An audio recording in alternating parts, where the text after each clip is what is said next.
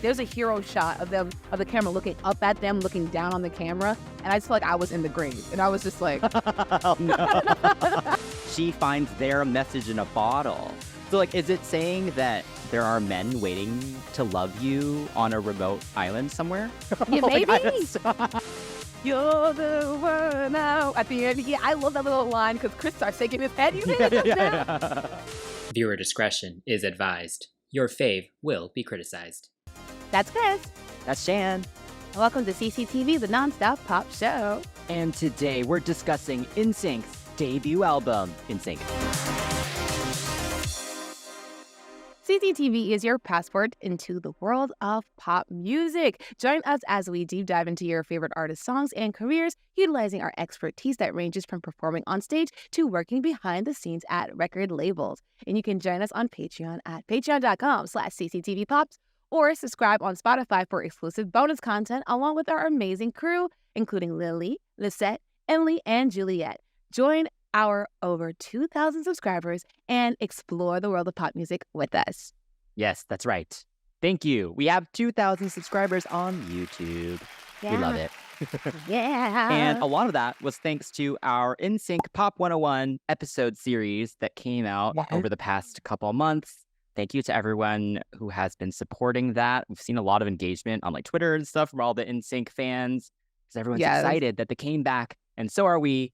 So we decided that we would do another episode and actually deep dive into the full debut album. Yeah, so there are 2 versions of the album, or actually 3 versions of the album. Yes, so technically. Lots to get through. Absolutely. It was first released in May 1997 in Germany, and NSYNC's debut album has a few different versions. And after being released internationally in March 1998 with an updated track listing, the album has sold over 15 million copies worldwide. So for our review, we're sticking with the standard US edition of the album. And if you'd like to hear our thoughts on the German and UK exclusive tracks, you'll have to join us over on Patreon or subscribe on Spotify. So now we will go track by track and discuss the productions, the vocals, and the lyrics and give our ratings for each song.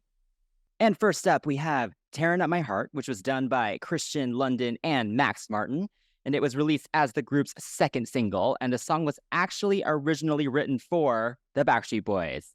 So though it is known as one of the group's signature songs, its chart performance doesn't actually really reflect that. It peaked at number 59 on the US Billboard Hot 100, and I think maybe a year or 2 after release, it hit number 9 on the UK singles chart. So I think it's one of their most popular, but not chart-wise, I guess. It's a cult classic.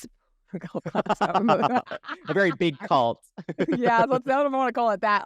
Yeah, it's a cult classic. You know what's interesting? When I was a kid, I used to think that this song was legit, like Backstreet Boys. You can't tell the difference. Oh, Me yeah. in diapers, I couldn't tell the difference between milk and, soy baby milk. food. I couldn't tell. Yeah, soy milk, exactly.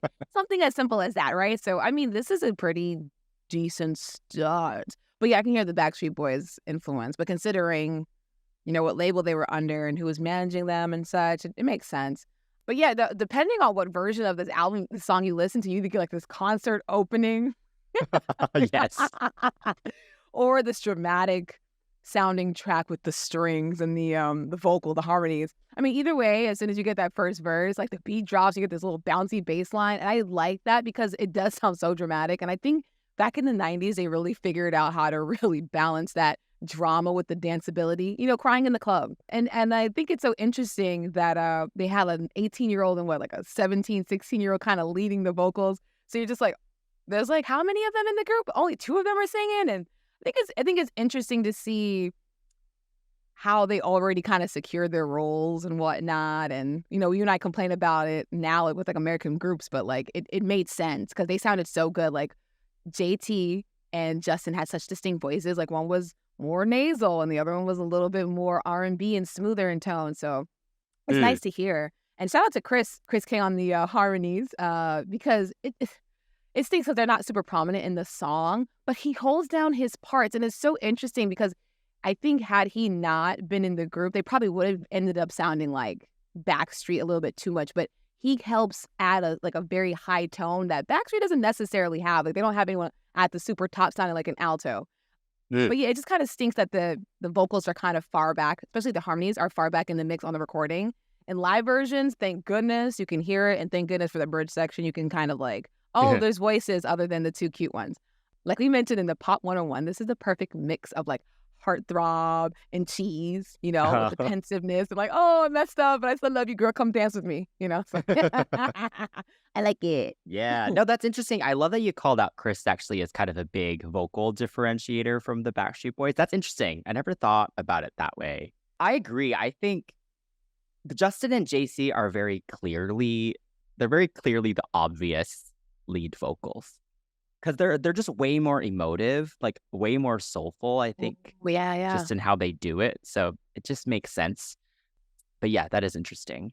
But yeah, I do love this track. I think the production is pretty perfect. I think I said it's pretty perfect in our 101 too. Oh, yeah, you did.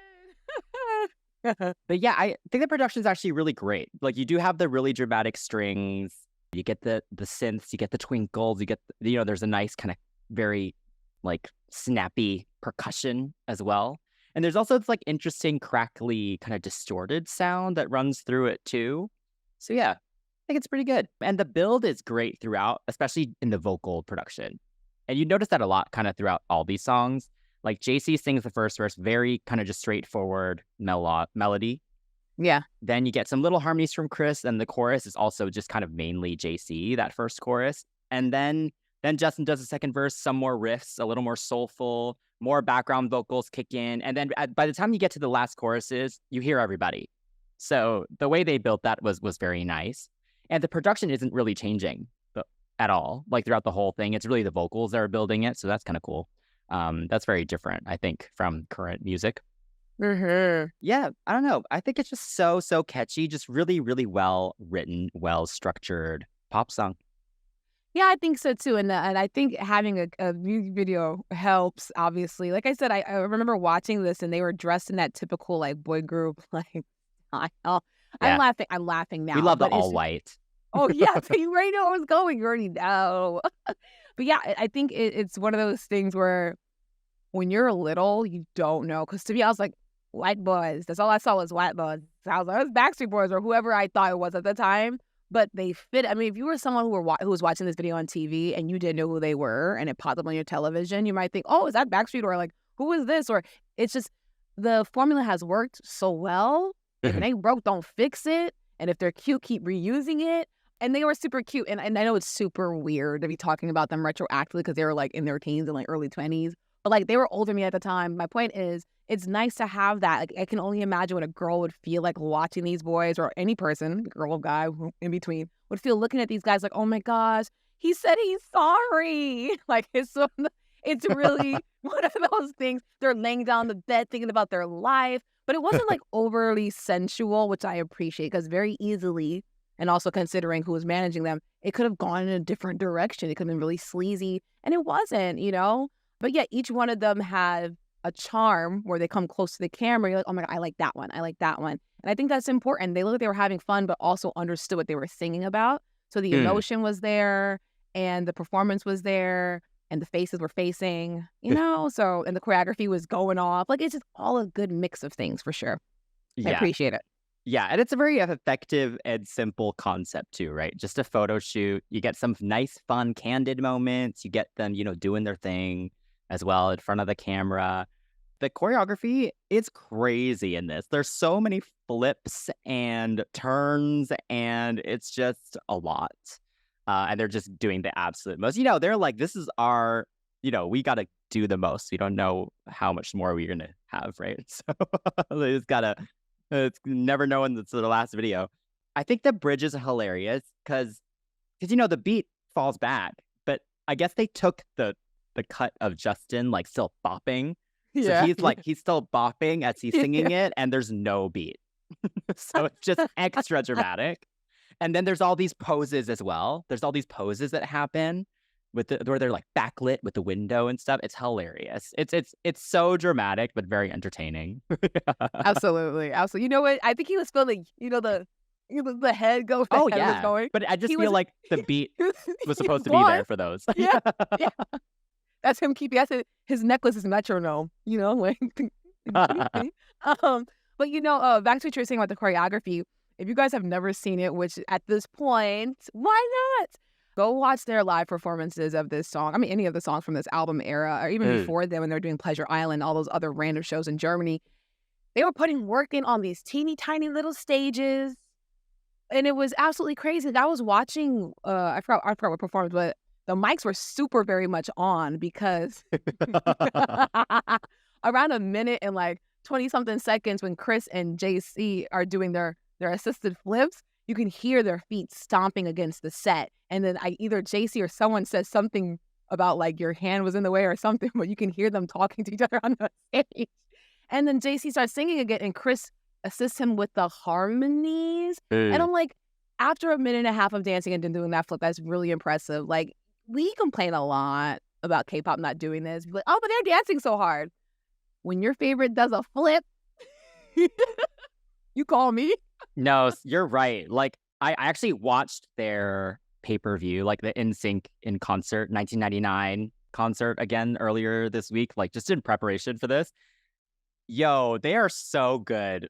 Like, it's insane how solid they are live. Because you're right. Like, they'll do this crazy dance breakdown, and then Justin and JC will just come back forward, and it's like, they're not Like out of nothing breath. happened. They're not sweating. Like, they're just like, yeah. Yeah. One It's take. insane. One Yeah. take, children. Several It's cameras. insane. And the harmonies are very much live as well. Oh, man. Yeah, they're so good. Yep. All right. So what do you rate this one? Even it's saying. This is a very clear 10. Yes. Yes, indeed. Up next is I Just Want to Be With You by Full Force.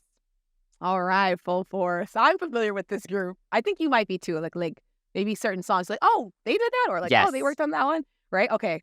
What do you think about this one? Because this one, I feel like it sounds the most Snowtown. It's one of those Snowtown songs. If you guys have not watched our Pop 101, I basically said like Pooh Pearlman had made like a white version of Motown and basically called it Snowtown. I'm calling it Snowtown. Yeah. I enjoy a good Snowtown moment because these guys actually have the chops. So that being said, how do you feel about their chops? Yeah. I mean, spoiler alert. I had chosen this as my deep cut pick on our 101 episode. So obviously I do love this track. I had said if I was in a boy band, I would want this type of song for sure. He's like, can you imagine listening? I want this one, please. You guys get the song. Yes. It's so good, you know, because it's sexy but not cheesy. I love how kind of breathy the whole thing is. Like the chorus is not sung in a belted way at all. Yeah. And even as you kind of get into the first verse and stuff, like JC sings kind of in his mix the whole time. And even then, every single choice is so intentional. Like every breath, like the way he like enunciates each syllable, like it's like all very, very intentional. Yeah. And then every member does get some shine as well. Like you have Joey gets a few little bits and little ad-libby things. Chris gets a little highlight in the bridge. Is it Lance doing those kind of filtered talky bits in the back as well? I Or is want to that say Joey yeah, maybe? Yeah. I thought it was him. I thought it was Lance. Yeah, I feel like yeah. Lance has a little bit more basser in his tone than Joey does. Joey Right, can do right, it, right. but I think you're right. Yeah, You're right. yeah. And the production is really nice. There's a nice funky distorted guitar, a lot of synth and keyboard elements. Yeah, I love this one. And it is interesting in the context of the album because this is one of the newer tracks, right, that they had added for the American release. It's definitely more mature than I would say probably almost everything else on the album, maybe. Yeah, no, I agree. I agree. But it I is think very I- American, so okay. it makes sense as well. So yeah, I love it. Yes. You know, I heard this song and I was like, it sounds really black.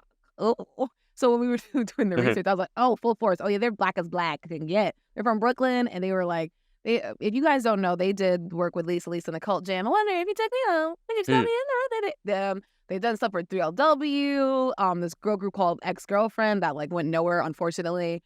But like when I think of Full Force, I think of Jerry Curls and Muscles and good production. You know, like they're a very talented set of dudes. And like this song really shows off the guys' like R&B capabilities. Because I mean, like, you know, the clips are floating around now of them performing on the Mickey Mouse Club, but they're singing like Jodeci and like all these other Yes. R&B songs. Like Jodeci is not the song to be singing. I mean, they're group, but their kids are too young to sing. But yeah, no, it really shows off their abilities and where their influences come from. The lyrics are a little bit risque, but not in the sleazy way. Like I said, it's not sleazy. It's romantic in this boyfriend-girlfriend kind of way. Like, I want to drown in your love. Lead me to your water. If you're scared of love, don't worry. Don't be afraid. I'm scared too. Like this kind of like very sweet, young love kind of thing, but just cooler with the R&B approach. But yeah, it's interesting that Full Force gave NSYNC this song, but then the more pop-focused track, All I Have to Give to Backstreet Boys. Because I'm like, they both worked together. Albums came around the same time-ish. So it's interesting that they kind of were just like, give them the R&B, but gave Backstreet Boys the pop thing. So I guess them going the R&B route was like the best way to go. We'll talk a little bit more of that as we get to the European eccentric tracks. But yeah, it's interesting to hear this and be like, oh yeah, this is a good fit. So I appreciate the thought behind it.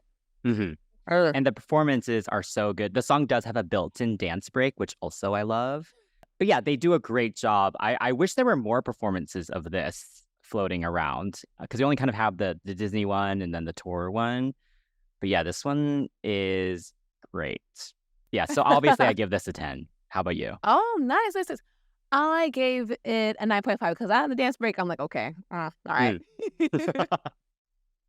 Okay, moving on to Here We Go, which was done by Tony Coutura, Bulin Arith, Rolex, and VD2. And this was released as the third single from the album exclusively in Germany. Woo, these names. All right. Yes, we got a 90s new jack swing jock jam. Listen, there was something so fun about these little jock jams. The song is really fun, and it's an example of like how fun and playful that they are. I think during our Part 101, you had mentioned that either was it Lance, but one of the members had mentioned that this song didn't like age well, and I'm like, it aged well better than We Gotta Go Where None for Yes. It aged better than that in Howie's Ponytail. I like that song. I like it, but the going on. But yeah, it aged better than Howie's Ponytail. I love me some Howie, but not that ponytail. But anyway, also this song is another good example of Black music being made palatable and like safe for consumption for like white girls back in the 90s. Because boy, there were so many like R&B boy groups back in the day, like, Soul For Real, High Five. And there was Boys to Men, but they had already established themselves as like amazing vocalists. So they were like, oh, even when they debuted, they came like in the sweater vest and the very like collegiate, it wasn't like Jodeci who were like, the album's called Diary of a Mad Band and they're wearing, all black and, looking dangerous. So it's interesting to kind of have this hip hop R&B feel being translated through NSYNC, but then performing it really well. I do appreciate the training and the attention that was placed on the vocal delivery. And it's also nice to have a break from the romance that they have on this album. It's fun. They don't really have another song. It's just like, we're having a good time, but like, that's like not focused on a woman or like an object of affection. But yeah, the song also really shows off their personalities. I really do appreciate Justin's verse a little bit more than JC's, only because Justin kind of puts on a little twang when he sings sometimes, especially certain songs. And it's almost like, well, if you could not sing, this would be suspicious, but he can sing his little booty hobble, or he could rather, Yeah, so I think everything all together, it's fun. It does what it needs to do. They're young. Like, why be so serious all the time? And this does a good job without being too cheesy. And every boy group needs their own, like, chanty song. Like, like Wham had it. Backstreet Boys had it. Like, So For Real called themselves out in their song. Like, we all do it. I mean, they all do it, rather. Excuse me. NCT does it every freaking comeback. Yeah, I love the idea of the intro song. That's, like, really just about nothing. And it's just like, we're here. And we're awesome. Yeah, S Club Party obviously is kind of the best example, I think. That there's like even fives like Slam Dunk Da Funk as well. Like they call themselves out. Like us five or blah, blah, blah, Yeah. I love that. I think every group should have that. Absolutely. It's fun. And yeah, I think this one, they do a good job because it is kind of silly. It is cheesy, of course. But I think because they sing it so soulfully, that makes it less cheesy. Because if you then take like S Club Party, right, where it sounds like they're like, it's a kids show, it sounds like it's for a kids show. This doesn't necessarily sound like that. So they did a good job, I think, balancing that. But yeah, it's fun. Like, it's just fun. Like, pop music has gotten very serious, I think, over the years. And so it's just nice to have a song that's just about nothing. And yeah, every part of the song is super, super catchy, very fun to sing along to, chant along to. Like, it's clearly written to be performed, Mm-hmm. and then it eventually ends up opening their pay-per-view tour. I believe whatever tour that was, that 99 tour, ends up being the opener, which it's a perfect opener as well. Absolutely. Absolutely. And yeah, we get a lot of nice 5-part harmonies here. Again, the production, you get a lot of strings. Like, there's just a lot of dramatic strings throughout this entire album. Yeah, it's a very well-structured song. Like, it's not just an annoying line. It's not just here we go. Because I feel like a lot of that can happen too, where it's like people get lazy with the songwriting. But with this one, like, it's actually very well written, and all the harmonies are very well thought out as well, like the arrangement of it. So yeah, I think they did a great job with it. And also the music video, shout out to Sony Legacy. I was catching up with our friend Tony Ann at RCA. Mhm. And I was very excited because if you've been on the NSYNC official YouTube channel over the past couple weeks, they've been slowly uploading the music videos that were missing, Uh-huh. this being one of them. So we finally have the official video upload of this. And it's great. What do you think of the video? Oh my goodness, it's adorable. Boys just being boys, like literally not anything crazy. And it's interesting because like when you watch them talking about what they would want to be doing, they talk about, I think about, especially Justin, I think about going home and playing basketball, for my school or whatever. But then I remember I'm here and my life's so great. So it's like one of those things that they actually do like basketball. So it's nice to kind of have them able to play that and have a high school experience, because we all know they did not all of them had like the normal high school experience. But yeah, it's fun, playing for a trophy and then dancing at a house party. Like, it feels natural and fun. Like, it's relatable. There's nothing that really requires any kind of diving into and reading into. It's just boys having a good time, showing people what they got on the court, off the court, having a good time, and everyone be like, "Oh my God, they're the best!" They're like, "We know." It's fun. I liked it. I liked it for that matter. Wait, for that fact. There you go. Yeah. I think giving them the cool jock treatment makes sense as well. Because I think you said, it wasn't in this episode, but in one of our one-on-ones, you were like, they look like, especially JC, right? Oh yeah, I did. Like the most like stereotypical, like fantasy high school jock. And so it makes sense that they would go for this, because it's very naturally appealing to like the young girls that they were going for as well. So yeah, I think it makes sense for sure. And it makes them feel more accessible, because by this point, it's the third single. We had the horrible space version of I Want You Back. And then we had, them doing the photo shoot and stuff for Tearin Up My Heart. So them kind of doing this high school thing makes them a little more accessible, I think, more relatable. So that's good there. The dance routine, again, so much spinning. They have to go on the floor so much. There's like a knee spin in the bridge as well. It just looks so tiring. And there's so many formation changes and stuff, and like all the hand roof raising. It's crazy. And they sing live again. Yeah. Like people, they do a knee spin and sing live. Yeah, man. I'm not gonna lie to you. Last night I went to bed singing this song and tearing up my heart. I was like, let me see if I can do some like jumping jacks and like running around. It is not easy. It's not easy. Is it doable? Yes, but is it easy? Absolutely not. And I was sitting there going flat. They very rarely were going, very rarely were hitting flat notes. So yeah, I definitely appreciate their performance of this and everything that goes into this whole album. Actually, it's just really like, just put in work. Okay, so for this one, I will give it an 8.5. I actually match you on that too. Yeah.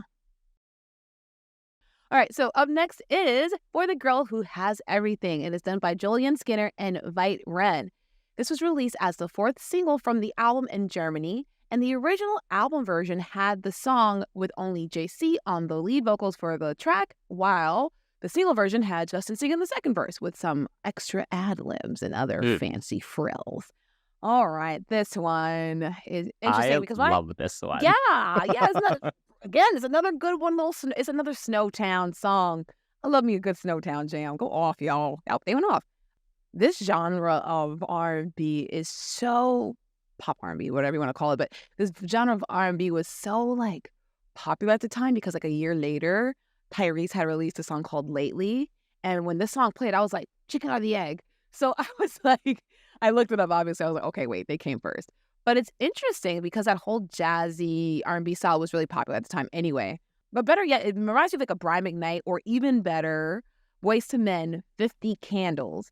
Granted, Boyz II Men is like unmatched when it comes to their harmonies, but the producers brought me close to that same effect of that warmth, that I want to get close to you. The harmonies were there. Like the production was really, really good in that sense where it fit the genre that they were mimicking or creating. I don't want to sound rude here. But yes, at first when I heard this, I was like, "Ooh, Joshua Scott! Oh Jesus! Oh, I love that man." Yeah, y'all watch the Pop 101. I'm trying to be good this episode, but yeah, he sounded so good. It sounded so good. But then I heard the single version, and I was like, "Ooh, Justin Randall, go off!" It sounded really good in the harmonies with them together. Man, honey, like peanut butter and jelly. If you don't like peanut butter and jelly, find an equivalent that you like. But it was so good. I was like, wow, this is so nice. I mean, hearing Justin in his lower register is so awesome because, like, he sings that nasally thing, and here we go. He goes, you get all these, like, little twangy things that he does. So when he does go lower, it's like, ooh, the boy has range. The little one has range. And the song displays all of that really well. I mean, everyone sounds good. Obviously, the harmonies are well crafted, where the members who are not singing lead do get an opportunity to actually record vocals. And I appreciate that because it's very few and far between as it happened. But yeah, I think overall, I would probably say I prefer the JT and JC version. But JC, honey, you were holding it down for those however long you had it solo. Yes, I agree. The single version is the one to go to. And if you are looking for it on streaming services, it is on the Essential NSYNC compilation. Because I was interested to see that the US version of the album also had the JC only version. Because at that point, it was already a single. So they had the single version. Anyway, choices. Interesting choices. Yeah, it's nice to hear something a bit more organic, kind of after the last couple tracks that we had. The acoustic guitar, super nice, very dynamic in the melody of it. And then it has the very typical 90s ethereal thing going. Like it has that reverb and that echoiness. You know, like if you listen to Mariah and Celine and all their songs, like there's always this like reverb, this angelic kind of filter they put on at the very give end. my all. Like, Yes, give my all. Yeah, exactly. I know exactly what you're talking about. Yeah. Go off. And it's like in all the ballads on this album, but yeah, it's just something fun to notice.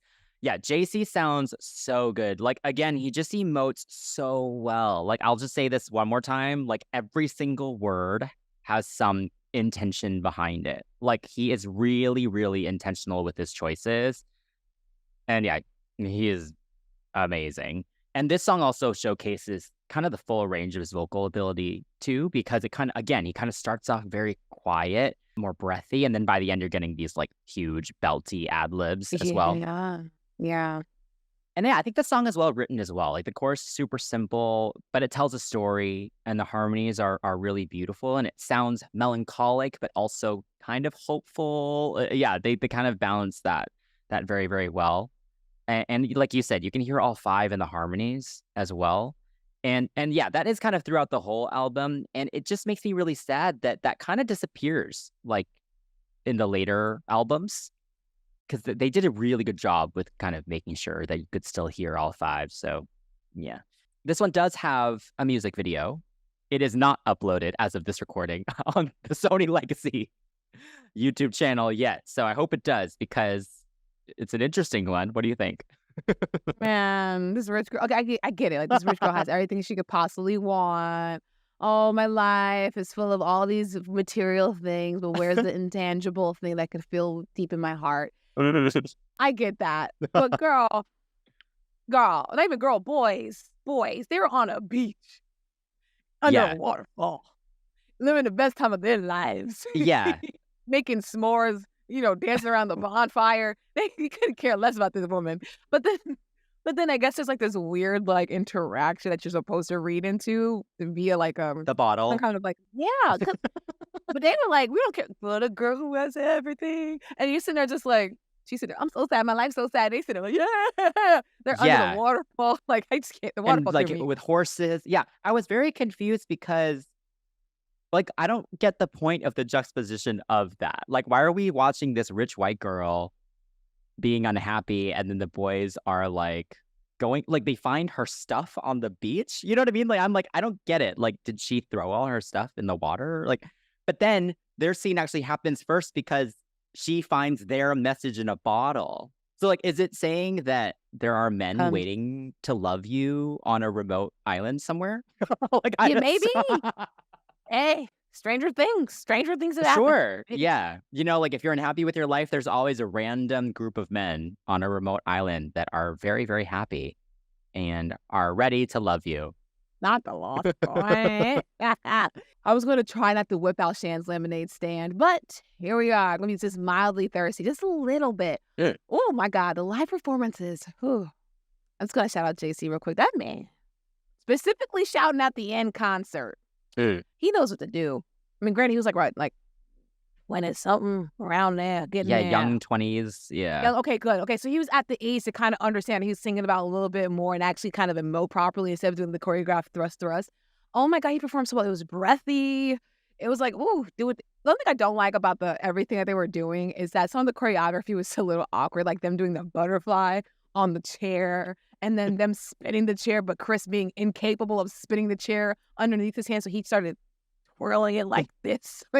I mean, like, it's hard trying to do like 90s minor friendly moves, but oh my goodness, JC was turning it into a PG-13 show, okay? Oh my God. Ooh.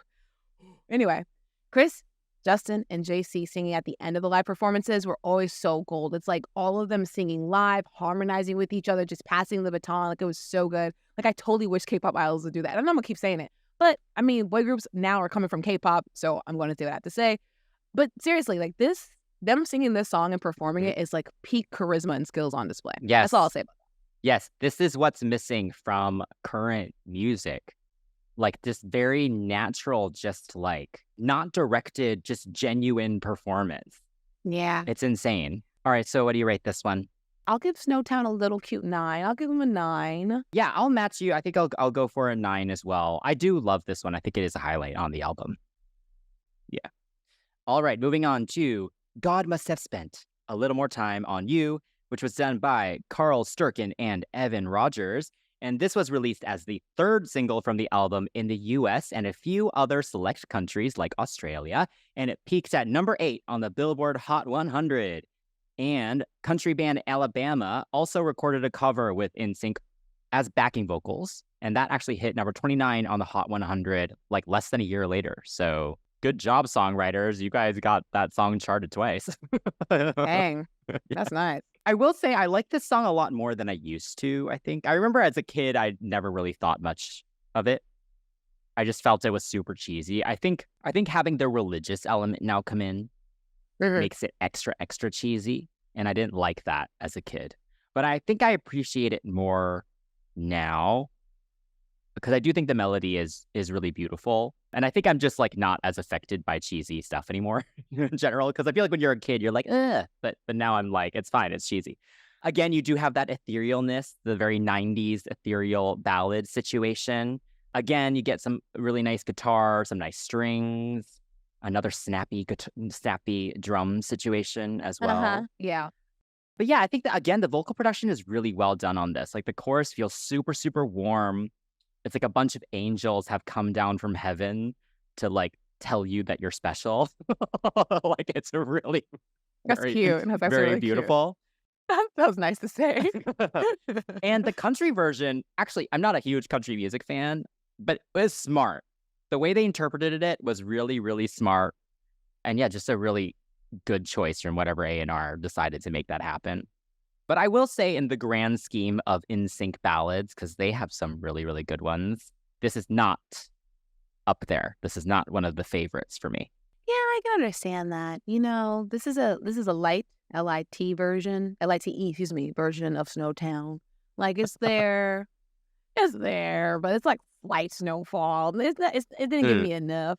Like now, in terms of what you said about like the production and whatnot, anything I say will be redundant. But I will make a note about how the song has now, as you mentioned, been a little bit more considered as like a CCM kind of song, contemporary Christian music kind of song, because the way it is now being attributed to other people like in their lives, like, oh, this is a tribute to my mother or my child or a loved one that I've lost, or someone I care about, someone very special to me, it fits that. It totally does. Like, for the sake of making you feel like warm and fuzzy, the song does an effective job in conveying those emotions. And I think that is what makes it a little bit more poignant for people, is the meaning behind it. And at the time, having 90s singers utilize kind of like gospel influences was very prominent. It was popular to do. So it just fit for the time. And I'm pretty sure there's a lot of fans who are listening to us now and be like, oh, but I love this song so much. Please don't crap on it. We're not crapping on it. But in terms of like just contemporary pop music, it's okay.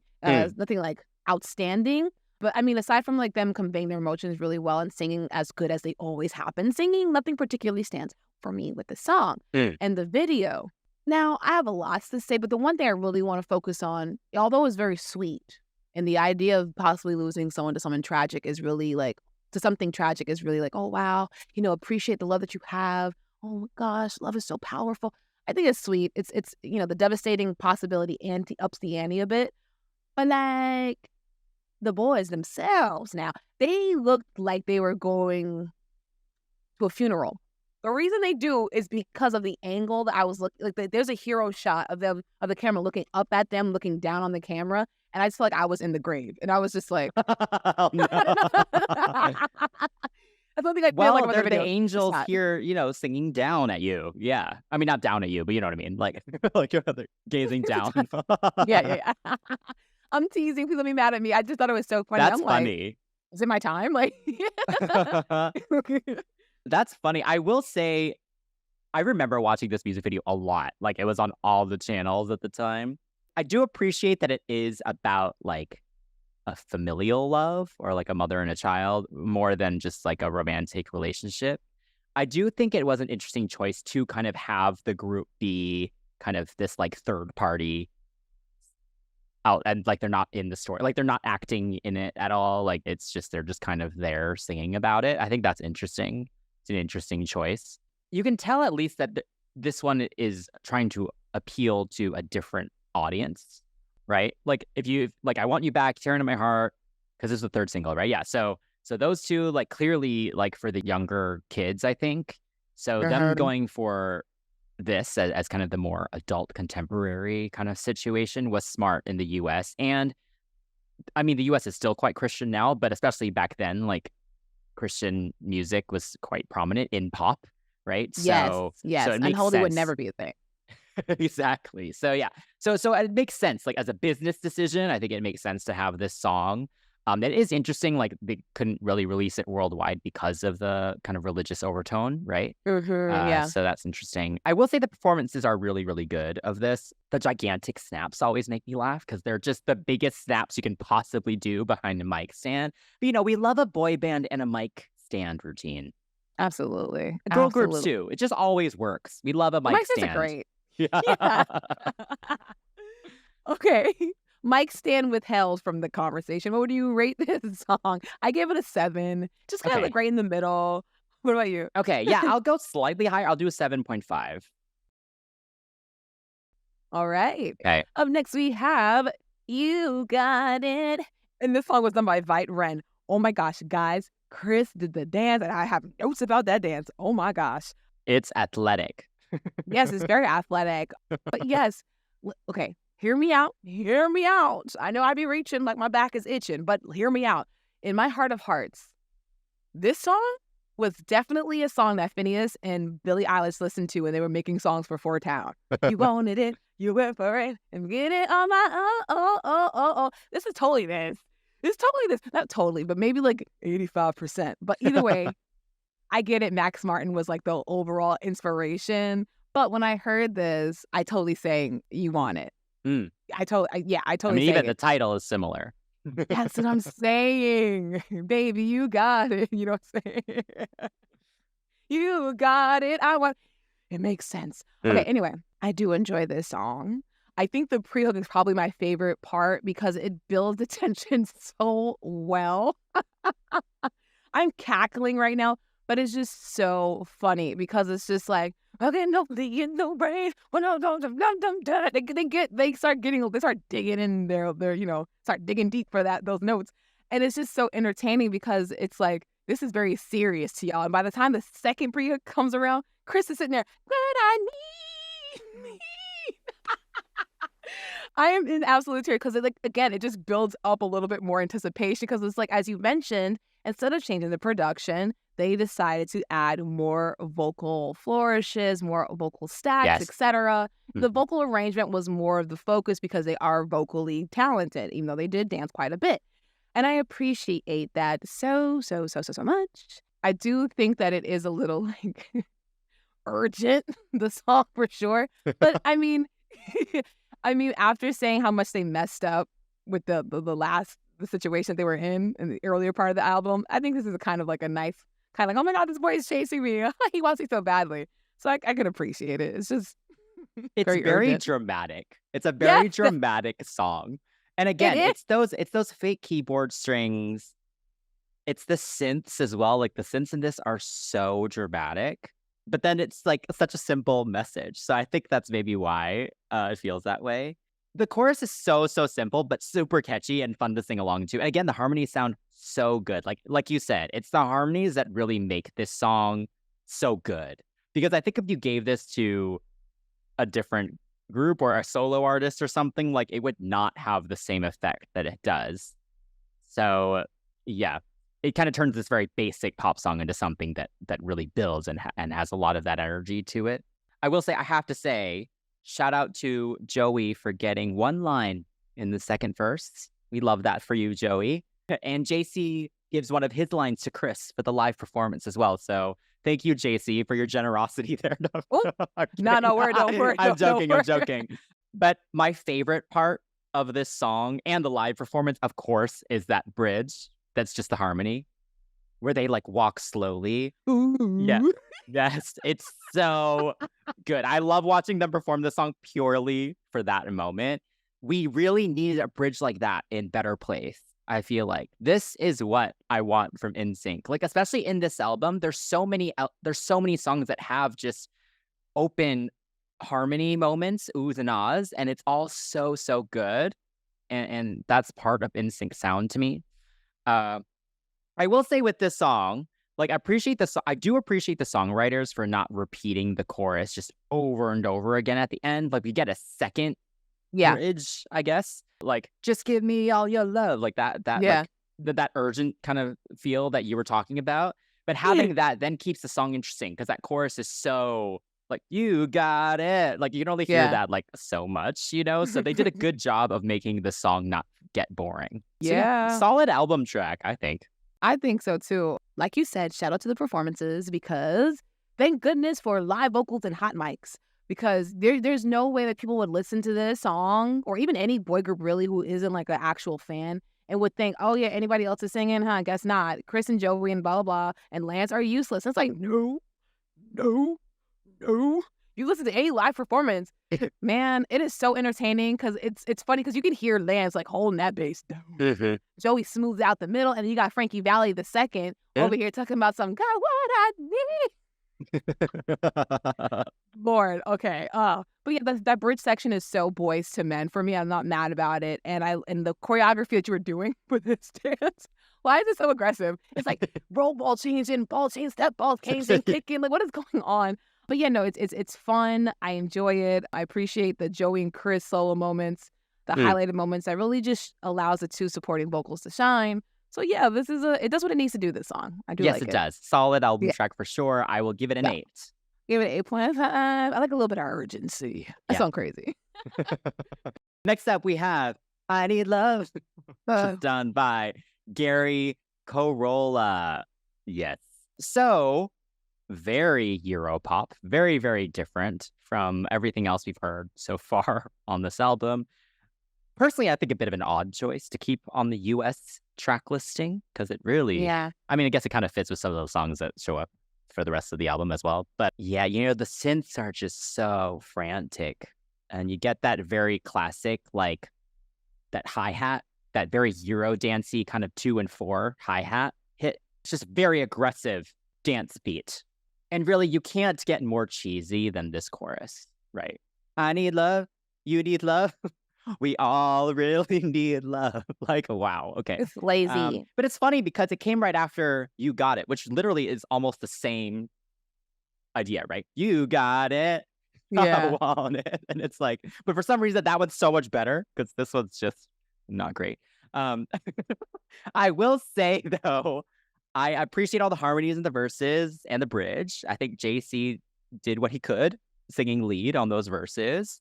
Other than that, it's just a bit too basic. Like I couldn't see this working for anyone. Like even Steps. I can't even see it working. Like it's even too cheesy for them, which is saying a lot, you know? Yeah. Yeah. I mean, 5, 6, 7, 8. 5, 6, 7, 8 can hold its own against this one. Okay. I'll take a boot scooting baby over this. When I heard this, I was like, what is going on? Because not only I started singing, "Baby, what is love? Baby, don't hurt me." Oh, but I that started song's singing so that. much better. That's my point. If this is what you were trying to do. If this is what you were trying to do, then do it right. Maybe because it was one person writing the song, that's why it needed more hands and more review. Good harmonies are not. There's just the melody wasn't good. Like there's a bunch of la la la la's and stuff. And I'm like, oh God. And listen, Hadaway needs to come collect the check because the fact that they really did try to make this sound like him, but just try to add in some la la la's to change the song, it's just not great. Like granted, Eurodance from the 90s is bopping and it's pretty much like this kind of I get it. I totally get it. But this is not the best effort made to capitalize on the genre. Like No. the boys sound good, but that's because they're good singers. Next. Okay. Yeah. And when I hear this, I literally cringe. And I think about like how someone would be like, oh, this is some white people-ish.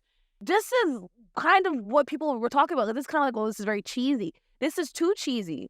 Like Eurodance doesn't necessarily have to be like white people because granted, like, Mr. Vain, Be My Lover, Rhythm of the Night were sung by like Black artists. Mm-hmm. But like, wait, the milk spilled out a little bit on this one. I'm not gonna lie, the milk spilled a little bit. But you know what? Shout out to the boys for holding it down for what they got. I can only imagine their faces when they were like, "We're going to Europe, guys. We're gonna record this album like the rest of them did," and they get this. Just not great. They're like, we wanted to be boys to men. What is this? Right. That's yeah. Yes, so this song sucks. Ooh, sheesh. But because they execute it pretty well, I will give them a 5. It's not like the worst thing I've ever heard. I think a 5 is fine. You brought up a good point. I'm gonna keep my 4.5 though. Okay. All right. Up next is I Want You Back. And this was done by Max Martin and Dennis P.O.P. Pop. And this was released as the group's debut single first in Germany in 1996 and then the rest of the world over the next few years, hitting high chart positions in every country. And there are 2 music videos, one that was filmed for the German release with NSYNC out in outer space, and then there's a second one filmed a year later in the US and featured a more down-to-earth, literally down-to-earth approach. All right, so Yes. Lord knows I want to get into the music video portion, but let's talk about this song. Mm-hmm. How do you... Yeah, About so, it. well, first off, keeping this track far away from Tearing Up My Heart in the sequence was definitely the right move. And they do it in both the German track listing and the US track listing because they really are so similar. It's insane. Obviously reading about it, like Tearing Up My Heart was supposed to sound similar to I Want You Back. Like their brief was literally, this song did well, so write us an even better version of I Want You Back. So because of that, I actually do think Tearing On My Heart is better than I Want You Back, actually. But I do still like I Want You Back, of course. But yeah, there is, again, an inherent drama to it all. It has a really great energy to it. It has that great synth, that's kind of just very iconic. And again, the chorus is very simple, very, very catchy. And I do have to say I love the harmonies in this, maybe more than Tearing On My Heart, because you do have those oohs at the end of every kind of 4 count of the verse. This, again, just adds a lot of tension, adds a lot of drama there. Yeah, I don't know, just a great pop song. Like, I don't have much to say that's different from what I said about Tearing On My Heart. You know what? And that's valid. That is valid because the songs are literally like Coke and Pepsi. And I don't know if that's a good thing or a bad thing, but it's interesting because it's a telltale sign of who produced it, which is, I guess, a great thing considering how many hits he has. But I think this is the most Britney/Backstreet sounding song, really. Like the tumbling chords. Dum, dum, dum, dum, dum, Love that. dum, dum, dum. It is very much them, which is interesting, and it's tough because I'm like, how many notes do you need to change for yourself not to copyright to plagiarize yourself? It's so interesting. Like, you got to be really intelligent to make songs like this consistently. I think what I like about this song are the verses, the little trills at the end of each line. It's cute. It's kind of just like, oh, okay, a little bit of R&B there. Okay, what's that? They hit these runs really nicely. And it adds a nice spice to the vocal that could otherwise be very dry. So, you know, it's nice for sure. And I do appreciate the second verse melody being emphasized, or like not emphasized, zhuzhed up rather, Yes. with Chris's harmonies. Shout out to Chris holding down these high Yes. notes. Like, I was sitting there watching a performance and I was like singing it. I stopped and I listened, I honed in. He's singing notes that are kind of like up in my blend area. Like when you start, like they're high. They're high. Especially They for are the, high. yeah, he's high up. He's very high. So when I listened to it, I was like, jeez, it's impressive. But yeah, this song itself, I don't know if I would say Tearin Up My Heart is ooh, it's so hard. Oh God, it's so hard. I like it. I feel like it's different enough, and I think because of those verses for sure. And I think that the message of it just reminds me so much of I Want You Back by Jackson 5 as well. So that whole like, I screwed up, I messed up, I see your worth thing. You know, now I'm mad at myself because I almost started like comparing Tearin Up My Heart's bridge to this one. But no, I think I like them both equally. I don't know, but Okay. doodle. Interesting. Can't say that for the music video though. Boy, Oh, this is the okay. first time I could say this about a US video being better than the original. I can say that now. Usually I usually crap on the US version, but this is the first time they got it right for me. Yeah, they needed to re-record that music video. They had to, because that German music video, you can't really get more uncool. Oh my God. Like, I kind of what you were saying about I Need Love. Like, can you imagine? They're like, oh my gosh, we're about to film our first music video. And then it's like, all right, here we are. Here's the green screen. Here are these tight little outfits that you're going to wear. That's a tight little outfit. You're in a space station, and this girl is going to like keep like, I don't know, like, Exploding. coming in and Sorry. out, like Dissipating and yeah, like, yeah, it was weird. dissipating. I don't know. It's hilarious. I mean, it's hilarious to watch back, and they fully commit to it. Like, it's still entertaining because, like, they are giving their all. The choreography is still very, very good. I will say I'm happy that the German version highlights the dance because that little "You're the Oh, yeah, the end. one now" at the end. Yeah, I love that little line because Chris starts shaking his head. You made it now. I think it's so funny because he's like, I don't take this crap seriously at all. I'm a terrible dancer. Like, let's keep going. Let's go. All right. Like, it's just fun. The one like non-serious part of the song. But yeah, I think in the music video for the American version, they balanced the drama in a way that was cool. Because you have these boys kind of just being like, with the overexposure of light, close-ups, the black and white scenes showing their personalities. They're like, oh my God, these boys are so cute and they can dance. And oh my gosh, I want them too. Like, it just looks a lot more fun. You can see their personalities through it. I'm a little annoyed that they didn't show all the boys a lot, though. I will say that. In the American version, it was a lot of JC, JT, close-ups. And then at the end, you get the last three in the back. I was like, come on. Are you kidding me? Yeah. But no, honestly, if I would have had been cognizant of, like, anything other than pooping, eating, and sleeping at this time, oh my God, I would have lost my baby mind. I would have lost my baby mind. They were so cool and so cute. But goodness, I do appreciate them getting better. Yeah, the whole kind of balance of like them looking cool in the back alley of whatever street they're on, plus the more candid stuff, like they're playing sports and they're like on a boat and like all the stuff. Like it just like makes them seem very accessible, and they're not, I don't know, in a space station very randomly for no reason. Yeah. Yeah, the performances are great for this as well. I have to give Joey another shout out because he kind of just gives himself his own moment. He gets to be in the front for that dance break, and he's like, I'm also going to sing during this because I can. My chance. Oh God, that poor baby. Oh my God. You know, the live performances are really, oof. There's this one part that's the first verse with this little pony gallop. Oh, yeah. When they're all in one line. Pick up the phone. Now, yeah, I do it every time. Yeah, me I'm too. such a sucker for it. Me too. That and the dance. Yeah, come on, we're here on that. And the all I ever Yeah. wanted. Like, it's so interesting to see the point dance. And if you're not a K-pop fan, a point dance is the main choreography for the chorus or like the more hooky part of the choreography. It's like core memory kind of things. And there's flips in this one too. And again, I just think it's so evil that the choreographer was like, yeah, y'all gonna get flipped. Now go sing. How? I want to say So- that they wanted the challenge. They were like, yeah, we can I do it. respect that. Yeah, the 90s choreography is hard. It's so athletic. It's not like these little, oh, this is just super hard and fast tutting. It's like throw your body. Yeet, Yes. Full like it's out. Yes. the whole time.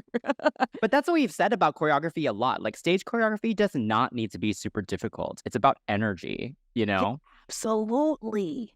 And Yeah. musicality Mm-hmm. and formation changes. Like them, they would walk around each other and like just change their formation or like let someone step off to the side and sing the song. Yes. Like, Yeah, they're in a diagonal at one point, then they're in the Yeah. V. Like it's like, yeah, it works. It works. that's like, come Mhm. on. Like, but what do you give it already? Because you said it's not a 10 for you? Like tearing up my heart? Yeah. Or I'll give it a 9.5. oh, you know what? I like this one's bridge more. I will say that because Justin was eating that up. He said, girl, I love you. So I'm going to give it a 10 as well. It's up there. Okay. It's up there for me. Nice. Yeah. Okay. Moving on to Everything I Own, which was written by David Gates and produced by Full Force. And this is a cover of David Gates' 1972 hit. What did you think? You know, I thought it was going to go to you and I must make a pact. I'll be there. Yeah. Because of the harpsichord kind of instrument. But I Okay. realized that the melody was definitely different. My brain wanted it to be something else. Boy. Ooh, I was playing this song, right? And I was at the gym and I heard this little twinkle sound. You Yeah. know, I thought it was like a kid's toy or like a phone ringtone. And then I played the song back again. I'm like, no, there it is again. So I thought, okay, maybe it's like just I go to YouTube. The twinkle is still there. Whose idea was it to put this weird Nokia ringtone in the middle of this song? Do you hear that twinkle? Or am I tripping? Yeah, yeah. Oh my God. I hate it so much. But aside from that, that dreadful, no offense to the Full Force, but the production was just so like kids' toy, literally kids' toy. Like you press a button, it sings, and then it starts to, it gets Oh, really wow. old. When it starts to get old, it gets a little crusty sounding. That's what happened with this production for me. And God, they sound good. Yeah, sure. But this is one of those, like, I prefer the original. But yeah, Chris and Joey, their bridge moment was really delicate. And it brought a gentleness that I didn't expect to hear. And I didn't know that was left in this song. Because it already is very soft and very sweet. But then they come in and bring it even more down to this more like leather soft kind of texture. Ooh, boy. You know, songs like this make me kind of wonder, why hasn't Lance had a talking moment yet? Why don't you just utilize a little bit more of this bass that you got? He can sing a little bit higher. Uh-huh.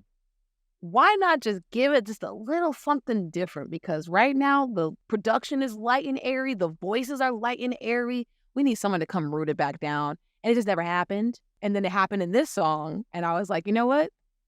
That's right, girl. Never again. So I was...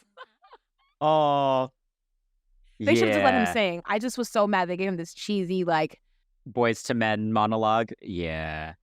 that's too cold. That's a good comparison. Yeah. But it just didn't have that same effect, unfortunately. But like, just let him sing something. Give him like a time to sing a part in the song. Not. I mean, weird, he's quite prominent in the harmony. I'll say harmonies. No, I meant like a lead. If you're gonna make him have a solo, please let him sing. I get what they were trying to do with him talking, though. I get it, but it was just such a cheesy, Yeah. you know. But Yeah. So I did not know the original song. Did you? No, not until we did this. Yeah, same. So I didn't know this was a cover until like a couple days ago. So I did listen to the original and I did look up some information about it. So from what I read, David Gates did write this for his father who had passed away. Mm. But then, of course, NSYNC, or I guess these producers, turned it into a sappy, lovey-dovey relationship song, which I don't love that. I will say they did stay quite true to the original in the sense that they kind of kept the guitar lead and kind of the way that the melody is and everything kind of the same. They also kept David's vocal stylings pretty similar as well. Like obviously not the country accent, but kind of the general feeling of it. Like they kind of matched what he was giving.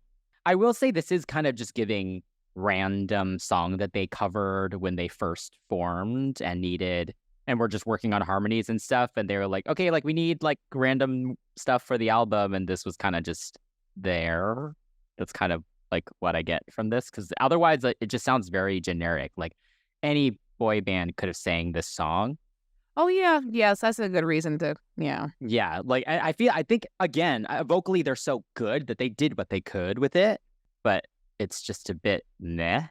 Very unmemorable, I think. That's the thing, yeah. Yeah. I mean, I remember Lance's talking part well enough for me to be like, oh, God. But shout out to him for getting a moment, though, on this album. So shout out to Lance for that. Yeah. Doing his thing. I gave it a 5. It's okay. I guess. Okay. Yeah, I'll go a little high. I'll do 5.5 because I do think the original song is actually pretty good. They just like didn't do anything with it, you know? Well, up next is I Drive Myself Crazy, written by Ellen Shipley, Alan Rich, Rick Nowels, and Vite Rain. This song is titled Thinking of You, I Drive Myself Crazy everywhere else in the world, likely due to the inclusion of the bonus track You Drive Me Crazy on some international album versions.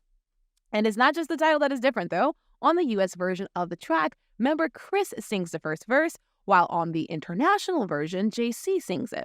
And this track was released as the final single from the album. Which is interesting, for sure. Yes, so let me just get this part out of the way first. The whole Chris versus JC situation, we talked a little bit about this in our Pop 101 episode, because, you know, that's more focused on the businessy side of things.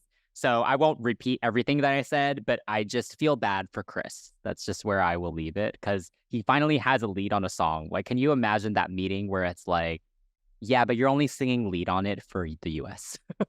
Like, what? Like, it's crazy. And I think he actually sounds really good on it, too. Like, his version, don't get me wrong, I love JC. He's my favorite member. But in this case, having Chris start the song in this kind of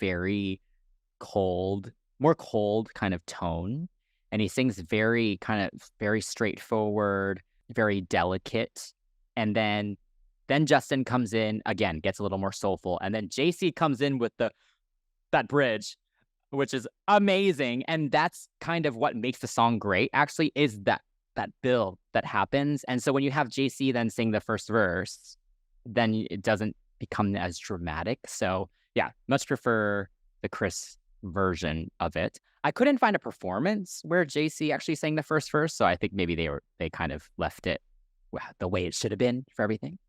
Anyway, I do enjoy this song a lot. Again, nice to have something a bit more organic as well. Like, I think this time the drums are actually real here. The synth is not as heavy.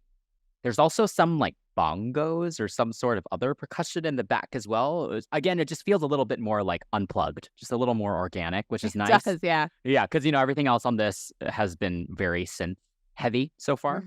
Again, we get another really nice harmony moment before those final choruses. Yeah. I think this song is solid. I remember it being kind of on TRL and stuff like all the time as well. So, you know what? I do not. Oh my gosh! Like, again, I was not super. Yeah, you were a young, little I was younger. Too young. Yeah. Can I tell you? When I heard this, I was like, Chip Skylark, is that you? Literally, I was like, oh my God, Chip's going off on this one. If you guys don't know what I'm talking about, it's okay. So after NSYNC broke up and, you know, later on in their career, everyone did their own thing. And Chris Kirkpatrick eventually went to go voice Chip Skylark of Fairly Odd Parents.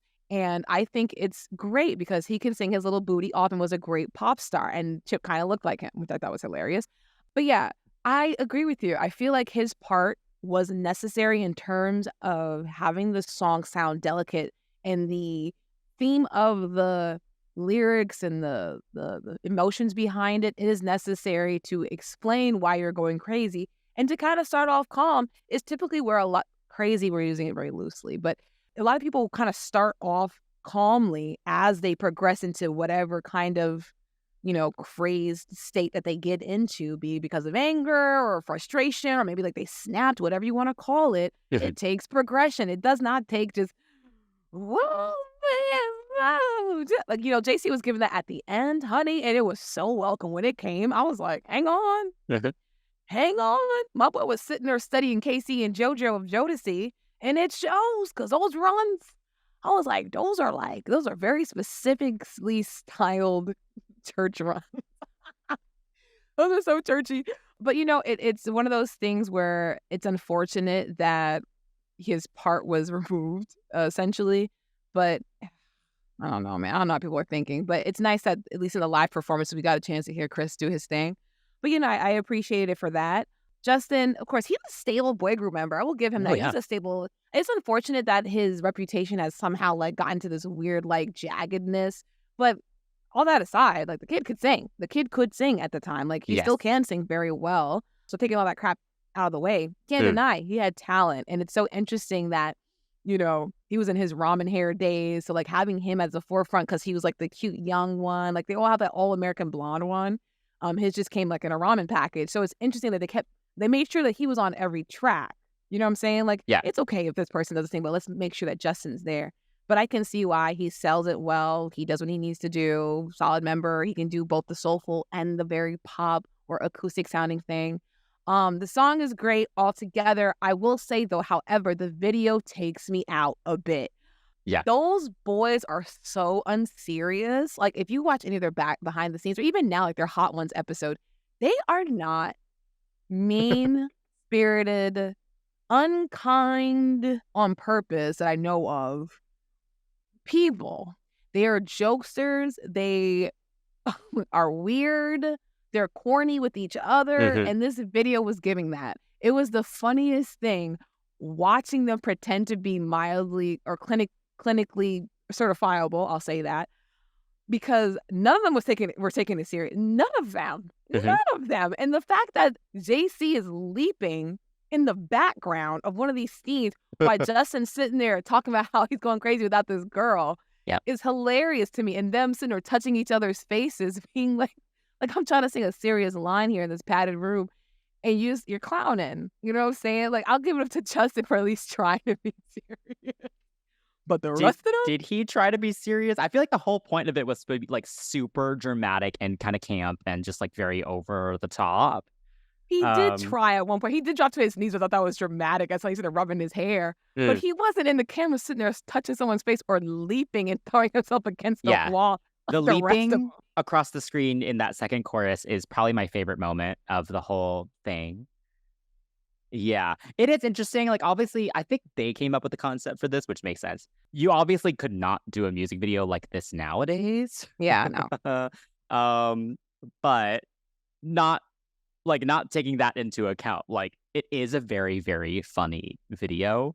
And all the little situations that they got into with these women that made them crazy are also quite minuscule things. It's okay. Lance's with the flower. I was well, I don't understand what's even happening here. Best actor. He's the best actor. That's why he went crazy trying to pretend he was in love with that woman. I do enjoy the end when they're set free and the respective women are then brought into the facility. I thought that was funny. Nice little swap. Yeah, I enjoy it. I enjoy it for what it is. And they did upload the Chris version of the music video to their official YouTube. So, yes. Shout out to Mr. Chip Chris Skylar Fitzpatrick. So I give the song a 9. Okay, I will go 9.5. Moving on to Crazy for You, which was done by Elaine Bertoni, Christian Ham, and Gary Carolla. All right. Another fun album track. What do you think?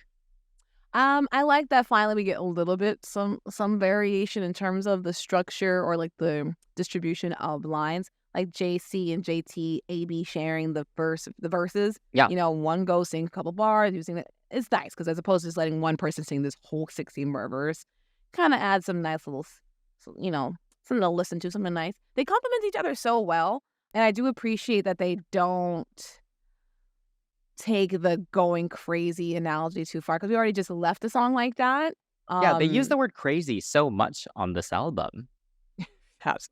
Yeah. That was the word of the day back then, you know? Drive Yeah. me crazy. I'll drive myself crazy. It's nice that they use this kind of this regular like girl, I want you so badly, or like, you know, it's the same kind of thing without being like, I'm going cuckoo for Cocoa Puffs, you know? Yeah. I think what gives the quote unquote craze is the music. The production actually does what it needs to do. The production switches up finally in the way that we were saying that they didn't have to do. They still didn't have to do it, but they did it to convey the message of the song because you get the sustained strings mixed with a guitar, you know, to add some drama as there usually is in their songs and some romance. But then it gets all rocky with I wanna rock with you. I wanna. It gets fun. It adds that quote unquote crazy into the mix. The song, though, to me, sounds like something that SM would have snatched up back in the day if NSYNC had not gotten so big, like something early for Super Junior, because their song "You" fits the same kind of like, Oh.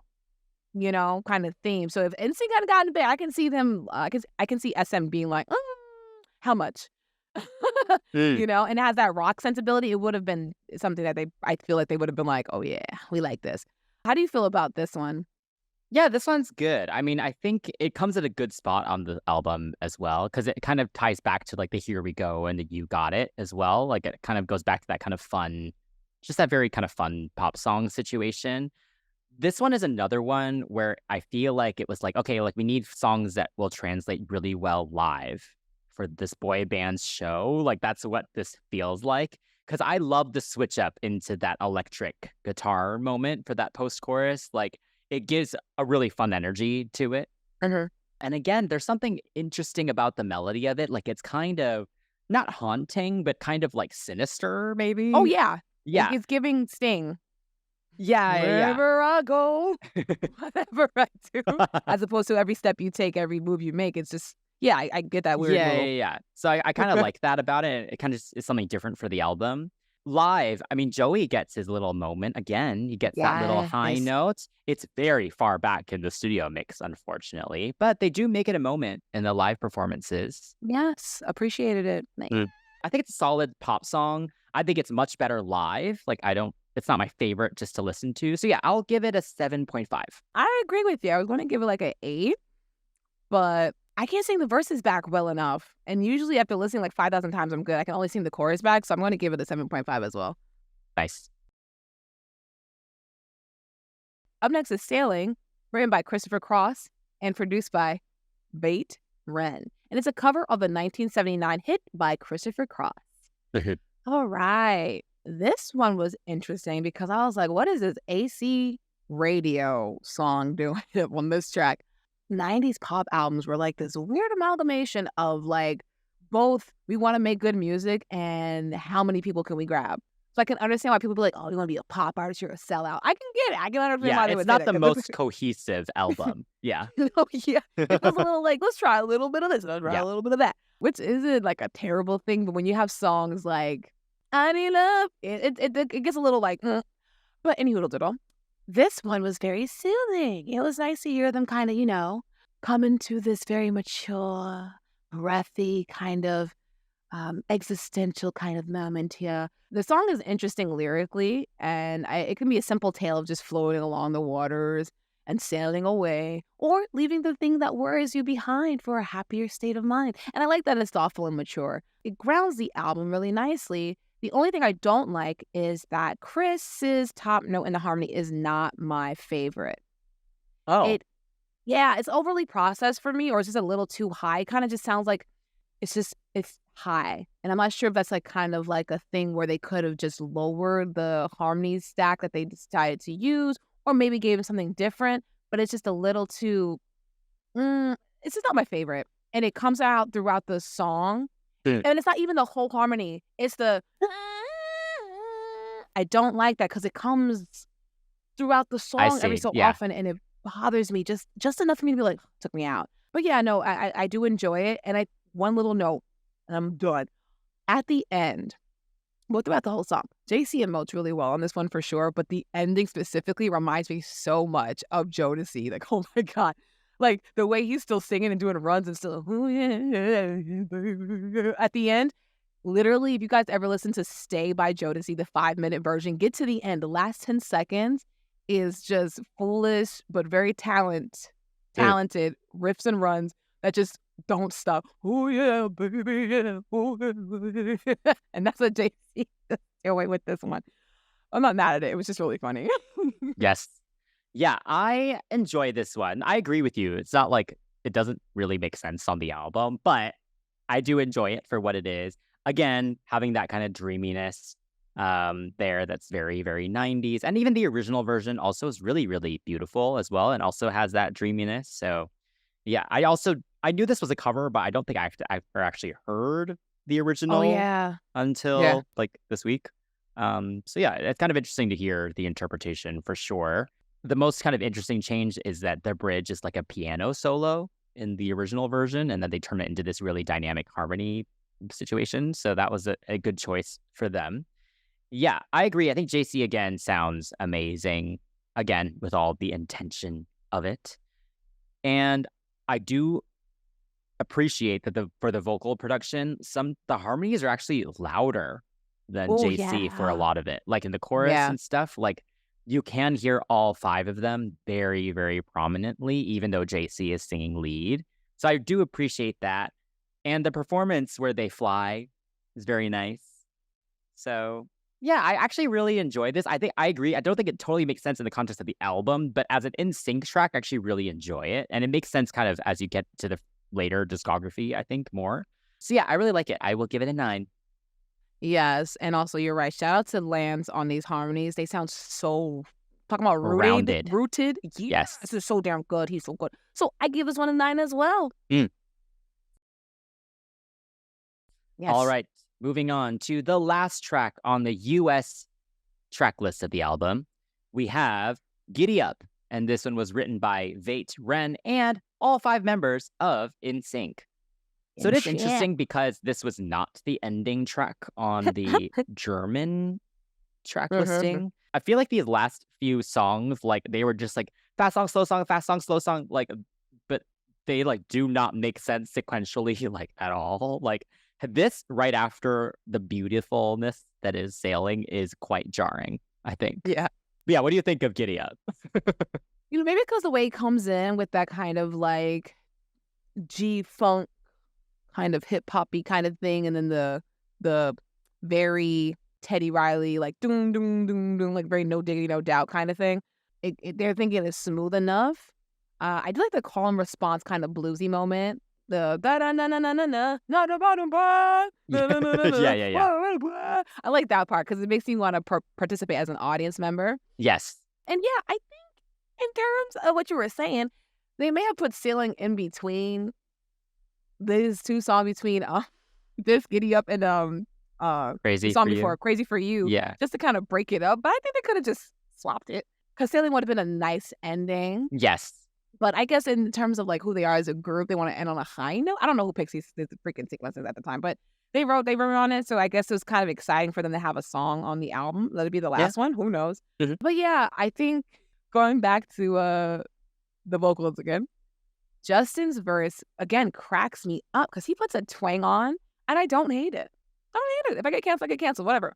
But again, he does it so well. It Mhm. fits. And I really do wonder what these guys were thinking when they were making these songs. Is it like, we're just kind of trying to make an X, Y, and Z kind of song, or it's just something that naturally happened because they understand what the song was asking for? It's one of those conversations that we probably will never know the answers to, but it's interesting to me. But yeah, I'm not sure if you noticed it, but at the end, he says something like, keep it crunk at the end of the song. Yes. But like in some other recording that's not that. Oh, I did not notice that. Yeah, I forgot which one. I found something on YouTube and it wasn't there's crunk. He said something else. And I'm like, how do y'all got 2 different endings? But yeah, I think it's just interesting that he has like these little weird endings, and it's like, okay, sure, whatever. I will say one thing that always kind of makes you a little curious was the ride it part. Where did they get that from? I feel like it was very fillery, but like when you watched your Disney performance, it's so weird. Like of course, the whole thing's about crowd participation, but you have a bunch of kids talking about some ride it, and they're telling these girls to say ride it. It's just weird. It's a very lazy filler kind of thing, but it's still fun. Like, I don't take this seriously as like a album track, but it's not like terrible either. It's just, it's aight. How do you feel about this one? Because, like you said, it's a strange placement. Yeah. I mean, I will say I did enjoy the Disney performance because they were clearly having a lot of fun with it. Yeah, I'm curious how the song was written. Like, were they in the studio? Because, we've seen Vate Ren's name quite a lot throughout this album. So I wonder if they were just in the studio with him and he was like, hey, we also have this random track. Like, do you guys just want to try writing on it? And so it was just kind of them, like, jamming in the studio and just kind of coming up with, random things and just putting it in there, is kind of what it kind of feels like. So I appreciate that and kind of how like loose it is, I guess. Lance does have a line in the first verse, which is nice. Yeah. But yeah, I will say the Disney performance did sell it for me, for sure. Actually, just listening to this song, I think it's fine. I think it does get very repetitive because the chorus literally is just giddy up, giddy up, giddy up now. I do think the ad-libs at least keep it interesting because, again, like JC and Justin are just so good that they kind of just elevate the song just by being on it. And the harmonies are super, super tight for sure. But yeah, I think it's just fine. Like, it's not a song I ever really like want to listen to. You know what I mean? Yeah. Yeah, it's okay. I mean, it's okay. It does what it needs to do. I give it a 7, this one. I give it a 7. Yeah, I'll agree with you on the 7. All right, that brings us to the end of the standard US version of this album. Now, there are bonus tracks from the UK and German version of the NSYNC album, but that is a Patreon and Spotify subscriber exclusive. If you would like to hear us and hear our ratings, definitely subscribe and go on Patreon. We'll see you there. But for now, we're going to go into our cut and keep section That's of right. our review. Yes. And trust me, definitely come join us because we have some fun thoughts about, Riddle and Together Again. So, yes. But anyway, for the cut, if I had to cut a song off this album, there's a few I could cut. You know what? I think I'm going to go with Everything I Own, actually. It's not my lowest rating on the album, but I think as a whole project, it's just the most unnecessary one. Like, it's the most fillery feeling one. Oh, not me trying to figure out what you were talking. I'm like, everything I Like, own? what song was that? I legit sat here questioning you. Brilliant. It's brilliant. Oh Like, my it's on a bonus gosh. track. Oh, whoops. Okay, you know what? I'm probably just gonna cut I Need Love. It's Yeah. just not about Yeah. Yeah. That would have been my next one. I mean, let's be honest. This could have been a great 10-track album. So Yeah, just let it be short. Or excuse yes. me. All right. So if you had to keep a song though, what would you do? Are we excluding singles? I mean, there's like 7 singles though. Are we It's so trying hard. to? Yeah. What's our rule here? All right, so we're going to try not to use singles because obviously the singles are singles for reasons, but also we want to have a song that represents this album well.